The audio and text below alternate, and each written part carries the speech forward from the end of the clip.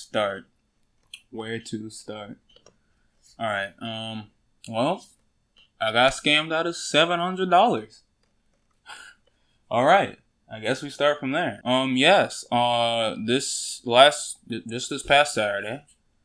Today's Monday. Yeah, we got hit. Me and my mom. We both fell for it for a Duke Energy scam. For those who are local to North Carolina, Duke Energy is kind of like an oligopoly around here that handles everyone's power pretty much, unless you make your own or something like that. I don't know, but yeah, and we got hit by a scam of people claiming to be them, posing as them, and we ended up paying a bill of nearly exactly $700 to a Bitcoin wallet. In hopes of paying our bill and not getting our power shut off. So yeah, I wanted to explain it in the beginning here, just so people can be aware of that type of scam. Maybe if they don't want to hear all the details of it, at least now you know that's how the scam happens. They're gonna call you. They call with the answering machine of Duke Energy. It sounds exactly like it, and you're gonna get transferred to someone, and it's gonna be just like, you know, if Duke Energy was calling you, talking about your power bill, and they're basically gonna walk you through as professionally as possible how to pay your bill through a Bitcoin kiosk, or a Duke Energy kiosk is what they called it. It's gonna be a Bitcoin ATM, and that's how you're gonna pay your bill. And that's exactly how it happens. As simple as that. Everything's cordial. Yeah. So it was very convincing, obviously, since we fell for it. So yeah, that's how it happened. Now I'm gonna go into the details of exactly how it happened, how we reacted to it, what we've been doing since then. So I guess it starts on Saturday morning. My mom comes into my room.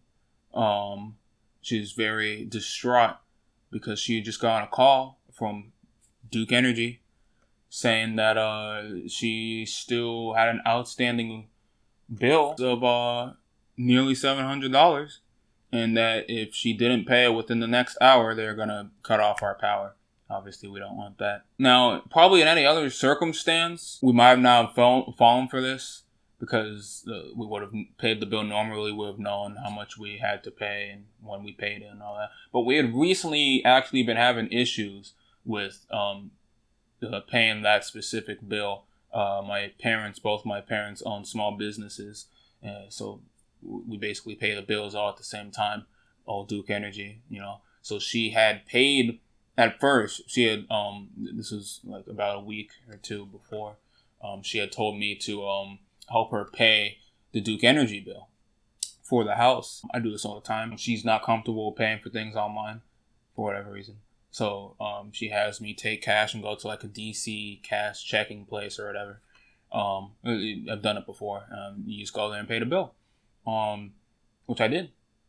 At the time, at that point, it was like a $200 something bill. So I pay that bill. This is normal. Next day, she's saying, "Oh, we still owe money."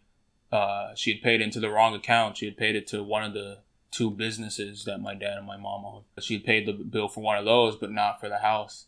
So we pay another bill of $300 something. We're at $500 now. This is within like 2 days. So I go and do the same thing. I go to the DC cash checking place and pay that bill. And she's still telling me, like the next day, it's still saying that we have a balance. What's going on? I made sure that I paid into the right account this time. I think that she just misunderstood, because at this point I think we had already rolled into August or something like that.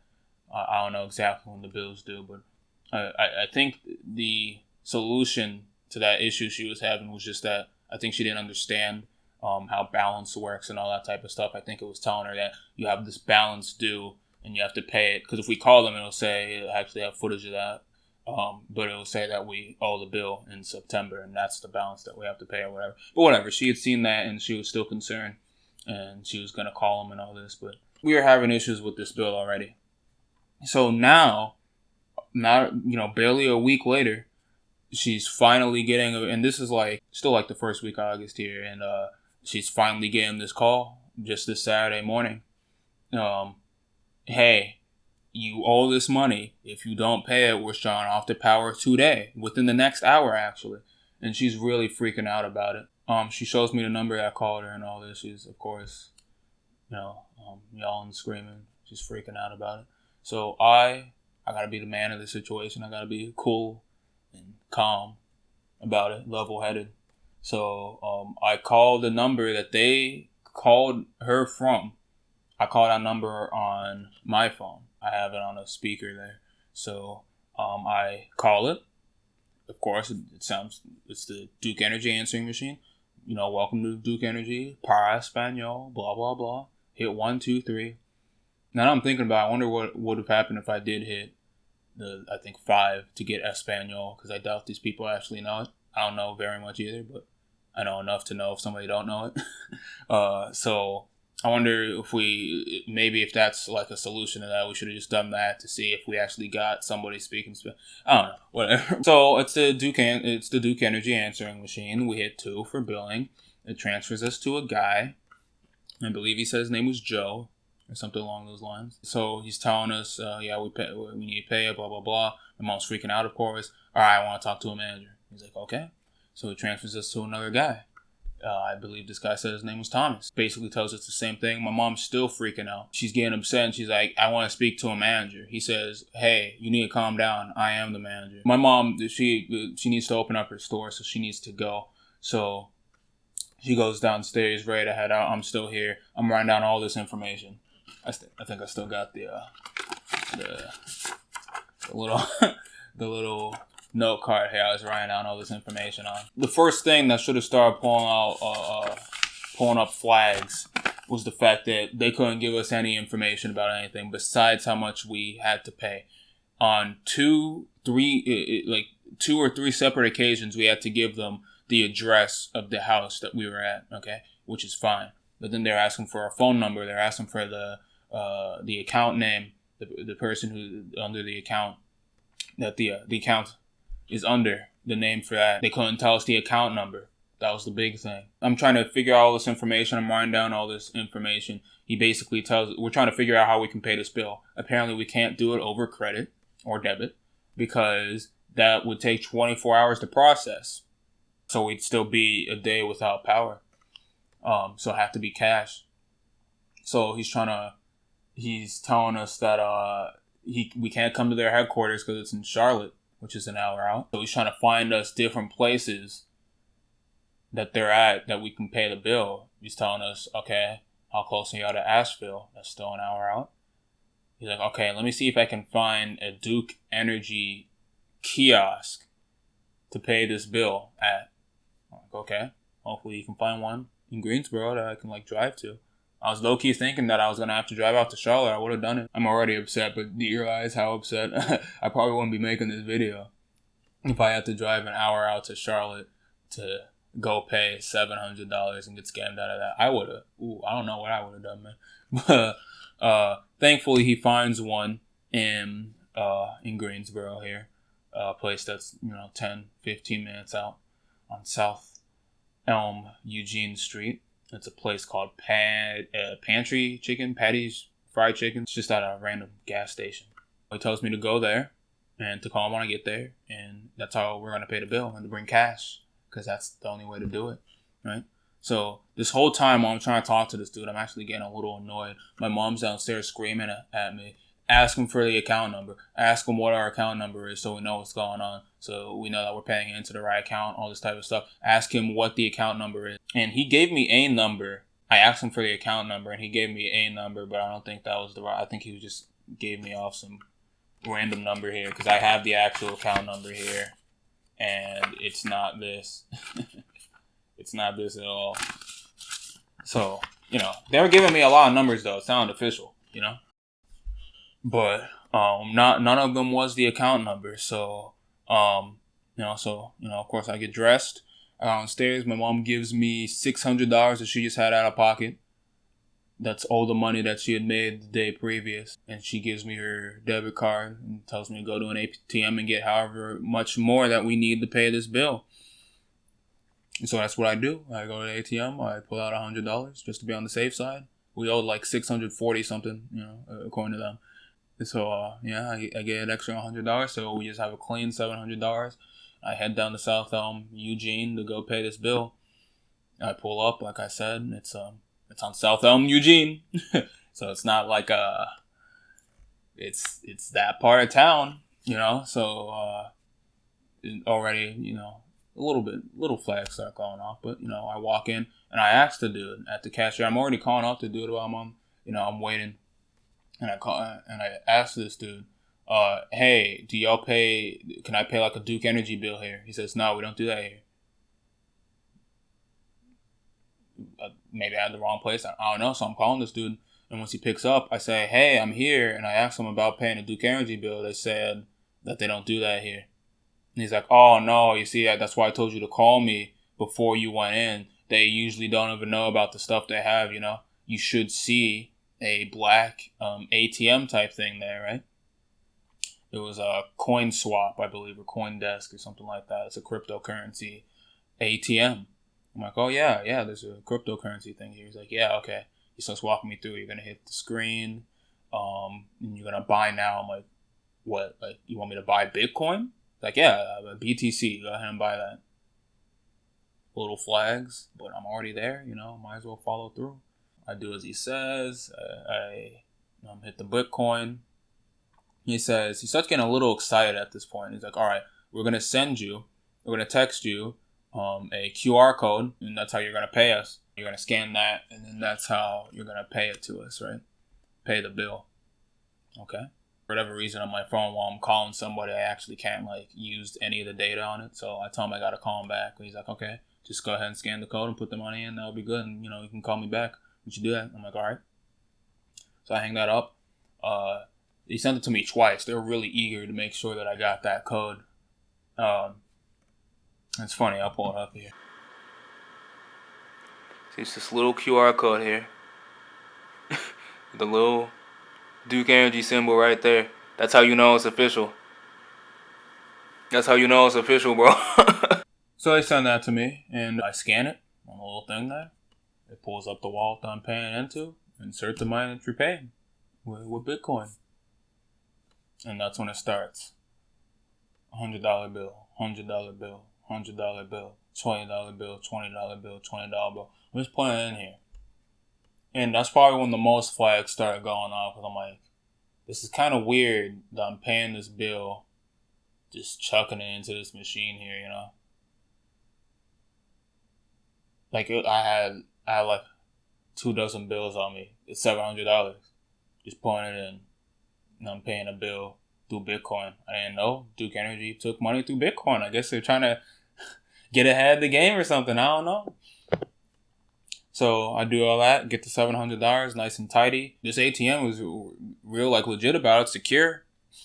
You know, make sure I get like a 2-step verification and send something on my phone. I put the code in, blah, blah, blah.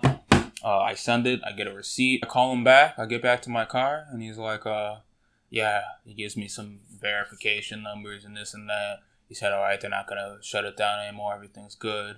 We're going to call you on Monday with, like, the investigation into all this type of stuff. And, you know, if they find out that there really was a glitch in their system, they'd reimburse us and give us a month of free power. It's like, you know, retribution for that or something, you know. And that was that. All right, so I go to my mom's store and show her everything and tell her what went down. And immediately, as soon as I said it was a Bitcoin ATM, she's the one that starts getting skeptical. Like, I've heard of those. I know they use those for scams and all this type of stuff. I'm like, whoa. I actually pull up the QR code. I'm like, you see, it has Duke Energy on it. I don't know. They said they'd call me back on Monday. And she's like, she's not happy about it, but, you know, that was that. So I get home. The lawn had to be mowed, so I start doing that. And once I'm done with it, she actually calls me and she says, hey, I think that it was a scam. And like I had said, a whole bunch of flags were going off throughout the whole process of this. And this is the first time that, so, like, I'm pretty sure I'd already, like, known what had happened, really. I just didn't want to accept it. And that's when it really became real. And, you know, I just sunk, man. you know, she says that she tried calling that same number and now nothing's going through. So I'm immediately like, I'm in action mode. I'm like, all right, I'm going to call the same number. If nothing comes through, I'm calling the police. So that's what I did. I called the number and still the same Duke Energy. Actually, in fact, let me call it here. Because I haven't actually called this number since. It's a different number that they texted me from the number that they're calling me from. This call may be recorded for quality assurance. Welcome to the Los Angeles Department of Water and Power Payment Center. Para continuar en español, oprima dos. There is no fee for using this service. To make a payment, you will need your Los Angeles Department of Water and Power account number and access code. The account number appears on your bill. First, please enter the Los Angeles Department of Water and Power account number and then press the pound key. Wow. Here, let's do what I was saying earlier. Okay. I'm gonna hit 2 to get Espanol.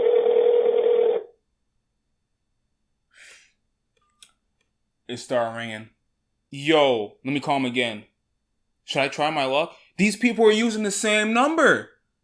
They didn't change numbers. They're trying to scam some last on. Yo! Alright, I'm gonna call again and do Espanol. Because these are the same people. I'm gonna call again and do Espanol. They might be on to me now. This call may be recorded for quality assurance. Welcome to the Los Angeles Department of Water and Power Payment Center. Para continuar en español, oprima dos. I'm gonna hit There those. is no fee for using this. We're gonna do Espanol.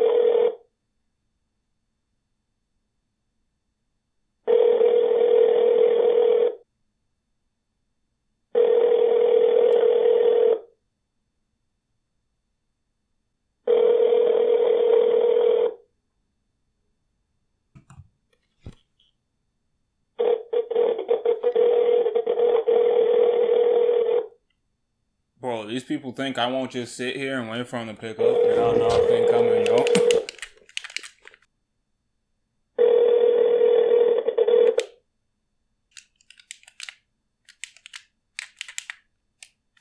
I'm sorry. An error has occurred. With call forwarding. And just like that, they hang me up. That's the same thing that happened. That's what I was talking about. That's what my mom was talking about, yo. Once they had already gotten the money from us, as soon as we try and call that number again, whenever you hit anything, it wouldn't ring for like 5 days like it did just there. But it would just say that same thing, there's an error, call forwarding, and then just hang you up. The gall on these people, yo. I gotta report this now. People are getting scammed as I speak. Yo, it's funny because we haven't paid the Spectrum bill. Because of my dad being overseas and all that. He's usually the one who takes care of all of these bills. So my mom had to be in charge of it when she's usually not in charge. This is how all this started. Yo, I gotta throw on a hotspot or something and report this. This is crazy. They're scamming people as we speak. Los Angeles. They go from one coast to the other coast. You gotta be kidding me. Wow. Well, I guess I might as well finish the story. I call them. I get that. I call the police. The first thing they tell me to explain to them what happened. Well, I said, well, Duke Energy called us saying that we had a bill. We had money that we owed, and they're going to shut down our power. She stops me right there. She's like, Duke Energy isn't open on Saturdays. They don't do anything on Saturdays. So I explained to her the rest of it. She says that an investigator will call me back. And, we just go on from there. I call my mom, tell her what happens. She says that she called my dad, and she explained it to him, and he also said, Duke Energy doesn't do anything on Saturdays. She said that she was explaining it to a customer that she had there. She also said, Duke Energy doesn't do anything on Saturday. So apparently everyone just knew that Duke Energy don't operate on the weekends except for me and my mom. So, yeah. And yeah, that was that. As soon as it happened, I actually I made a video with like my in the moment reactions. I hadn't taken a shower or nothing. I just got out from mowing the lawn and all that. But this is a camera that I haven't used before, and apparently it doesn't autofocus like that, or I don't know how to set the autofocus. Hopefully it's in focus now. I think so. I don't know. But yeah, that whole video is pretty much unwatchable just because it's out of focus, and I don't want to put people through that. I'm actually kind of glad that I wasn't able to use that footage because, I mean, I don't know, it's kind of depressing. I don't really want to put people through that. Like, you really just kind of see me deteriorate as I come to all these conclusions. I actually call up Duke Energy in that footage to see if any payments have been posted, and of course it wasn't. You just kind of see, like, in real time, the breakdown of a man. So I'm kind of glad that I wasn't able to use that. But yeah, that was that. And all that happened on Saturday. Today's Monday. The police actually did call me back. I think they weren't even going to bother, which I was never mad about. They did call me back. I do have footage of that. I had to scramble to grab the camera right as they called me. Is Mr. Yukayan? Yeah. Alright, what happened? You're talking about the thing from Saturday, right? You called us about a fraud, sir? Yeah, so, yeah, on Saturday morning, my mom comes into my room. I live with my mom and my dad and my brother. My dad and my brother are overseas right now, so it's just me and my mom. She comes in telling me that Duke Energy called her, saying that we still owed a balance of nearly $700 and that needed to be paid within the next hour, or that they'd shut off the power. At the time, we didn't know that Duke Energy doesn't open on Saturday, so of course that's ridiculous, but we didn't know any better. My mom was freaking out about it. She just wanted to not have the power get cut off or whatever, right? So basically we work it out. They say, oh, we have like a kiosk in your city. We located one.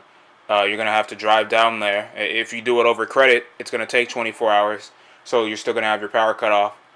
So, go down to this kiosk and pay cash into that, and we'll be able to get that instantly, and everything will be good. So that's what we went and did.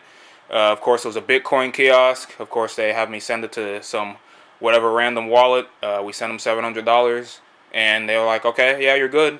Of course, we get home, and the power's on, so we think it's good, but we end up calling the actual Duke Energy number later and finding out that no amount was posted, and we didn't ever know anything like that, and we call that number. I'm pretty sure that I haven't tried calling the exact number since, but if you call it, you'll still get like the same Duke Energy, phone,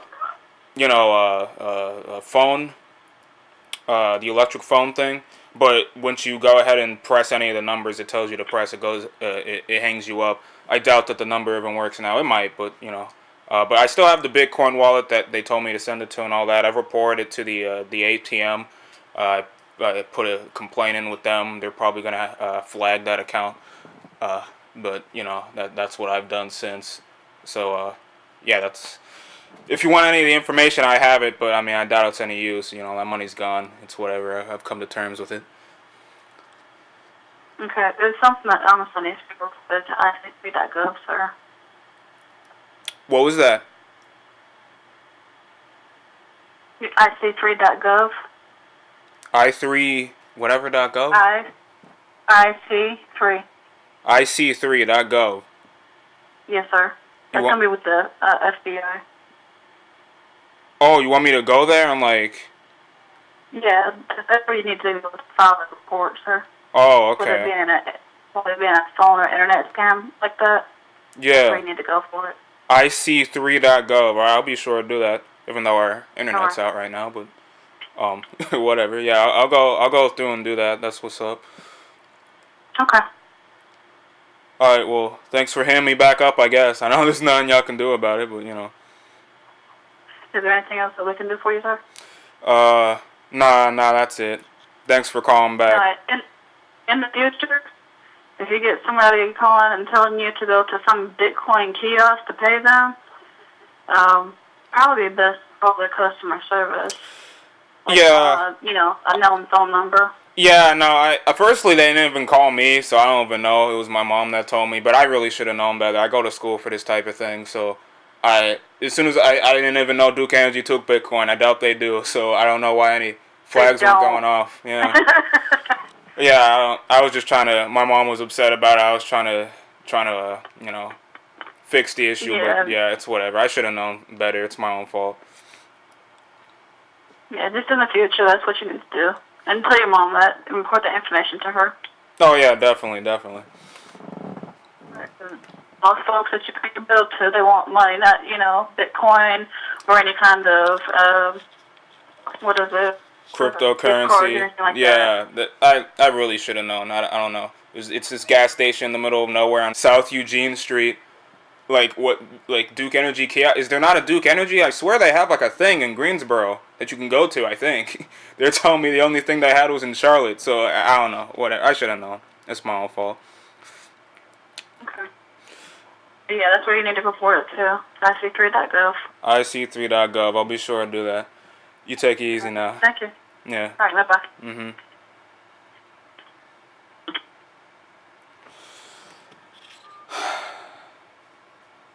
Bitcoin kiosk, I swear.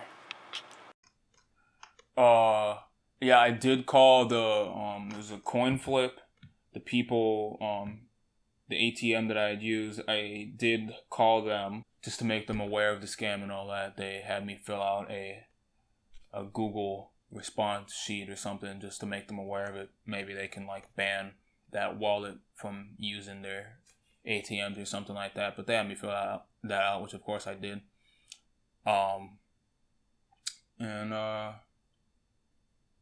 Yeah, that was that. I really thought I was smarter than this, you know what I mean? I actually go to school for cybersecurity of all things. So I hear about people falling for these type of scams. I remember in my mom's store, she perpetually has a Dr. Phil or any of that daytime television playing. And I remember just in passing, I was watching one where some older lady was getting scammed. She thought that she was, having this like texting relationship with some Hollywood actor who was down on his luck. Some famous guy. The guy who plays in the band now and doesn't really want to talk about his acting. That guy, I'm pretty sure. I don't know. Whatever. Don't really matter. But she was having like this back and forth texting relationship with. She thought she was going to get married and this and that. She just had to keep sending him money through Bitcoin or Western Union or whatever. I'm just sitting there thinking, like, how could you fall for this? Like I said, there are a lot of alarms. They did have accents. Indian-sounding accents. But they weren't thick enough for me to be all too skeptical. They're just thick enough for me to notice it. It kind of just sounded like generic customer service type accents, so I didn't really question it out too much. But just like the tiny things, like I said before, my mom asked the manager if she could speak to the manager, and he says, I am the manager. And I remember later on when I was talking to him, he was trying to come up with like a reason, like for him to get this confirmation number or something once I'd already sent him the money. He's like, all right, let me talk to my manager to see if I can like work something out to get this number, whatever it was. But he had mentioned talking to a manager. Apparently he was the manager. In that same Dr. Phil episode I was talking about, they brought on like some expert or something. And this guy was texting to this lady in like broken English. Not the type of English somebody who apparently lives in California and is a U.S. citizen and all that should be talking. And the expert said, you see, they actually use this type of language on purpose. Nigeria they found out that this guy is Nigerian. That's where the calls were coming from, which is ironic, given that's where my parents are from. And now we're subject to this type of thing. But Nigeria is an English-speaking country, so these people can speak English. So the way that they said that they use broken English on purpose because they know people who are willing to ignore that will fall for anything. So they actually look for that on purpose, And we fell for a whole lot. We were willing to ignore a whole lot. I just want you, whoever may come across this, to watch this, just use me as an example. And not just like people who, like older people would be susceptible to this. Like people in my generation too. Like, especially people like, I'm into computers. I'm into this IT, cybersecurity type stuff. I mean, not as much as I should be, given I fell for this. But I go to school for this type of stuff, and you know, it all crosses our minds at some point. Like, I've taken the classes. I know what type of the spearfishing, whaling, all that type of stuff. You walk through a door, someone shadows you. There's a word that's like a type of hacking. But we all think about it like, man, it would really be easy to commit like these small duplicitous acts. We don't think much of it, you know. To people who don't know any better, it's not gonna affect them in the long run. They're not really gonna, you know, nothing like big, like outright steal money, but you know, like small stuff. Like, I bet I could take her Windows key right there. He's not even using that. She doesn't know what's going on. I bet I could get her to buy some software that she don't need, and then I could use the key. You know, like small stuff. Like, and like, hey, you know, I rip my music from YouTube. I torrent movies. I torrent TV shows. I torrent a lot of stuff. I don't torrent games, though.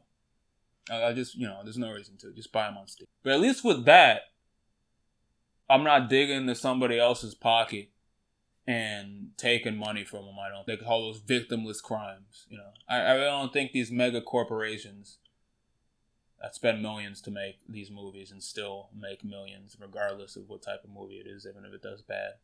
I don't really think I'm stealing money from them by torrenting a movie that you can't prove that I would have watched otherwise if I didn't have the option to torrent it, you know. So the point I'm making is I'm not like above these small duplicitous acts. We all either have done it or know somebody who's done it, you know, when you were kids. You go around door to door, hey, you know, we're raising money for something at school or for a charity or something. And, you know, then you just pocket the money. You know, I guess you didn't feel like mowing lawns, you know. I have a brother who would do that back in the day. I guess in that case you could argue, oh, you know, they already think they're giving it to charity, so they're willing to give the money away. But that's regardless of the point. To all those people out there who have considered duplicitous ways of making a living, it ain't worth it, man. Once it happens to you, you don't think about it until it happens to you. Once it happens to you, and you lose the amount of money that we lost, $700 whole dollars, that may not be a lot to some people. We are not rich people, me and my family. $700 is a decent amount. You know, we try, we get by, but we, like I said, my parents are business owners. They employ people. They pay other people's salaries who have kids and families. They make an honest living. Like I said, they're immigrants from another country who have come here to make an honest living. And then something like that happens to you, you know. Once it happens to you, you realize what that feels like. It's not worth it. To all the people who are considering this, it's not worth it. Find another way. And to all the other people, to everyone else who, you know, who may be susceptible to falling for something like that, be aware. Have the knowledge. Maybe it's just because I just live in my parents' house. They pay all the bills and all that type of stuff, so I don't really worry about it. I should still know these things. At the very least, I should know that Duke Energy don't open on the weekends. They don't operate on the weekends. At the very least, I should know that there are places in Greensboro that Duke Energy has. They have operations in Greensboro that you can go to if you have a query that you need to meet someone face to face. They bring out technicians out here. How else are they gonna fix your stuff if they only have people in Charlotte? I should have known that. And to people who are actually paying these bills, just you should know that too. If you just they just auto drafted out of my account or, you know, on my credit card and I just don't even worry about it. No! Look at it. You gotta know what you're paying, for what service you're paying, for what services you're getting. You gotta know how much you're paying. You gotta know when you're paying it. You gotta know how much leeway, how many days until they're gonna start calling you for that type of stuff. How much leeway they give you. Usually give you a couple of days before you start paying late fees. They're not gonna cut off immediately when it comes to things like power, internet, TV, phone. But in regards to anything. Your phone bill, your cell phone bill, car payments, power, water, all these things. These are just things you have to know. You have to know, is there a location that I can go to if I need to go there for whatever reason? I need to pay something or whatever else. For Spectrum, because everyone got problems with Spectrum. I know there's a place right there on Spring Garden that I can go to if I got a problem. I know there's another one, I think, where is it? It's near GameStop, I forget where. But there's places that I can go to. I know that I can go there. Why didn't I know that for Duke Energy? You gotta know these things. It's not too much to ask to know these things. I have the footage, I'll play it. I called up Duke Energy, the actual Duke Energy. First, and also know numbers that you can call to get a hold of these people. It's pretty much always going to be a toll-free number. If it's not 1-800 or 800, something's wrong. I called these people up. I told them to give me billing information. They gave me the bill that I recently paid, the one before that I paid, the one before that I paid, when the next one I have to pay is, how much that is. And they were offering me more. They told me, we can give you a whole list of all your transactions and all that type of stuff. The balance due on this account is $521.84. To avoid disconnection, a payment of $216.80 is due by September 11th, 2019. To repeat billing information, press 1. To make a payment, press 2. If you need extra time to pay your bill, press 3. To hear recent payments or request a copy of a bill, 4. To hear more billing options, 5. To return to the main menu, 8. To hear your last 3 payments, press 1. For a copy of your August bill, press 2. To request a $312 was posted to your account on August 5th, 2019, and $217.44 was posted to your account on July 30th, 2019. What I said before, these people weren't able to give us any information. It's not too much to ask. Why is it? Tell me how much I owe. Tell me when the last time I paid was. Bring up my last payment. You should at least be able to have that information. Even if you have to pull up my street name or you need my name to pull up my account, once you pull that up, you should be able to give me all that other information. Give me my account number. I remember when I was heading out to go head to the ATMs to go get the money and then to go eventually pay the money. My mom was still trying to hand me this little slip that she had with the account number on it. I didn't even want to take it from her because I'm like, nah, I got this. But yet, no, this was important. Why can't they tell me the account number? These are all things you gotta know. There are people in these other countries. I don't think people understand in these places like India or Nigeria, ironically enough. This is a legitimate business. We make jokes about it, how in Nigeria, like, kidnapping is a profession. But it kind of is. I had an uncle that got kidnapped. We had to pay ransom for him. That's a true story. It happened. This is real. In these places, these are professions that people go into as a career. The governments and the police departments, they know this and they cover for them because they get bribes. This is just how it happens. It's just corrupt in these places. For whatever reason it happens, it happens. It's not like here, oh yeah, people scam in America too. Of course they scam in America, but if you figure that out, they got me trying to hit up the FBI. When I'm done with this, I'm hitting up that FBI site. I don't care if we don't got no internet because we haven't paid the Spectrum bill. I don't care if we don't got no internet. I'm going to pull up a hotspot and go to that FBI site right now. They don't do that in these other countries. They bribe them. They don't care. They look the other way. And good luck. I mean, I'm going to do it. And I hope that they can, get as much information or bring these people to justice if they can. But I know that they won't. What are you going to do, sue them? They don't have to... You gotta bring them to the U.S.? You gotta tell their government to pay a summons or whatever? They don't care. So yeah, at the end of the day, I got scammed for $700 by a people posing to be Duke Energy. They do this apparently nationally. They hit up people who have the local oligopolies that handle the power. That's just how they pose as them, and then get you to pay your bill through Bitcoin, so it's untraceable and all that type of stuff. No getting it back. That's how the scam happened. It happened to us. I'm doing what I can do to make it right. But yeah, no. Stay wary. Be wary. And be skeptical. A little bit of skepticism ain't never hurt nobody.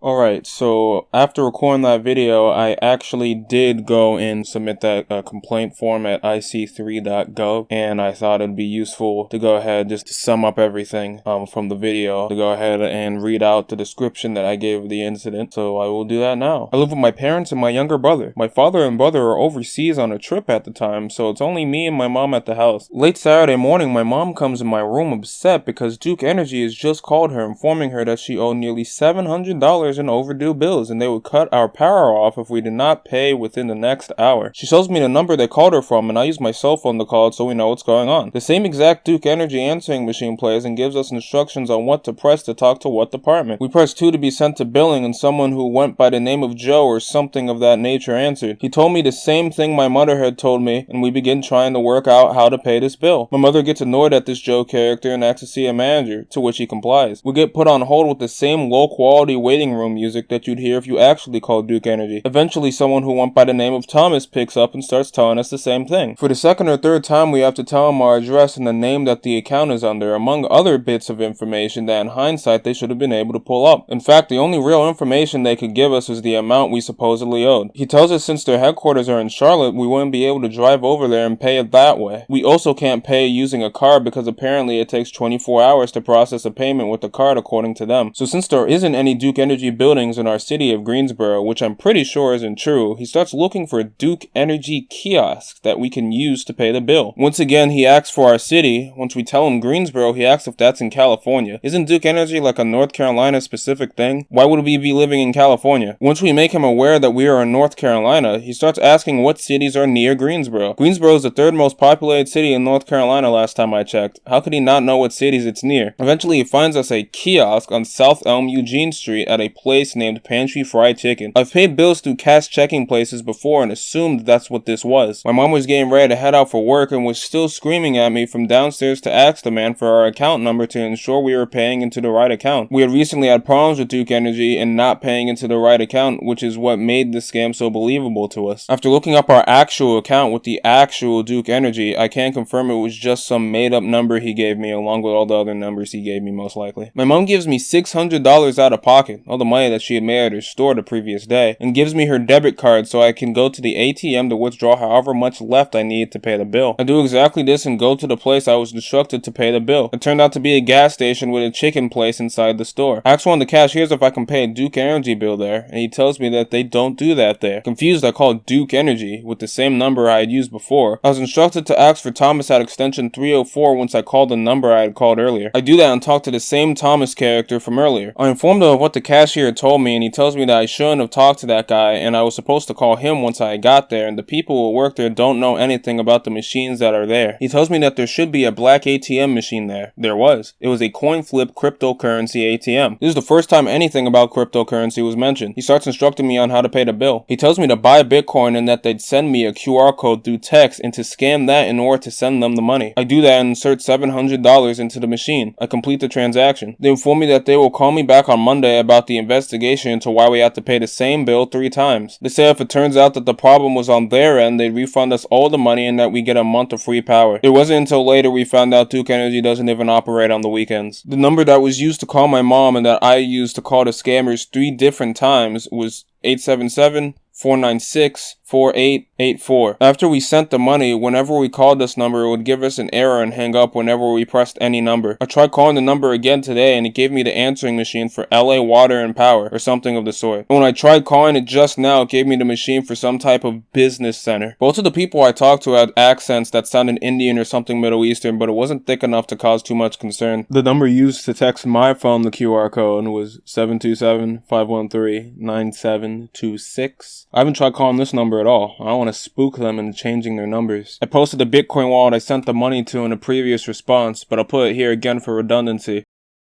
Why wouldn't she ask you any of this stuff, though? I don't know. I mean, she's a medical professional, isn't she? Right. Hey, don't be dishing my therapist, man.